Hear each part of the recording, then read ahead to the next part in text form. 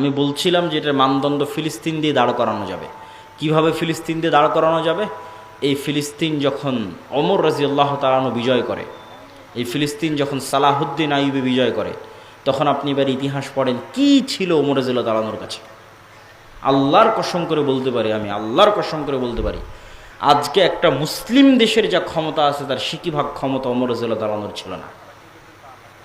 আজকে সৌদি আরব, তুরস্ক, মালয়েশিয়া, পাকিস্তান, বাংলাদেশ, মিশর, এদের যে দুনিয়াবি যে ক্ষমতা আছে তার 60% ক্ষমতা ওমর রাদিয়াল্লাহু তাআলা আনহুর ছিল না।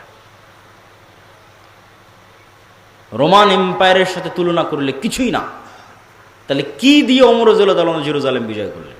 12,000 মুজাহিদ জেরুজালেম ঘেরাও করে আছে 1 মাস থেকে, তার মধ্যে 4,000 সাহাবী। আবু উবাইদা ইবনুল জাররাহ চিঠি লিখেছে আমিরুল মুমিনিন খলিফাতুল মুসলিমিন ওমর ইবনুল খাত্তাবের কাছে যে পাদ্রীরা বলছে আপনি না আসলে চাবি হস্তান্তর হবে না। ওমর রাদিয়াল্লাহু তাআলা আনহু মদিনা থেকে রওনা দিলেন জেরুজালেমের উদ্দেশ্যে, 1200 কিলোমিটারের পথ। যখন জেরুজালেমে প্রবেশ করতেছেন তখন তিনি উটের রশি ধরে টানতেছেন আর তার গোলাম উটের পিঠে বসে আছে। আবু উবাইদা ইবনুল জাররাহ হন্তদন্ত হয়ে ছুটে এসে বলছে, ইন্নার রোমান লা ইয়ানজুরু ইলাইনা নাজরাতা কিল্লা, আমিরুল মুমিনিন করেছেন কি? আপনার জামা কাপড়ের অবস্থা আর এইভাবে উটের রশি ধরে টানা, এগুলো দেখলে তো পাদ্রীরা হাসাহাসি করে।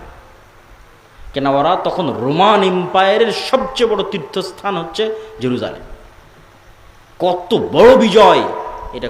এখন কল্পনা করেন যে এখন যান আপনি বিজয় করেন জেরুজালেম। তো এখন বাংলাদেশের ওই চিরির বন্দরের, রানীর বন্দরের একটা কৃষক বাংলাদেশ থেকে উঠে গিয়ে জেরুজালেম বিজয় করে নিল। এটা যেমন ওমর রাদিয়াল্লাহু তাআলা আনহুর ওই যুগে জেরুজালেম বিজয় করা তেমন।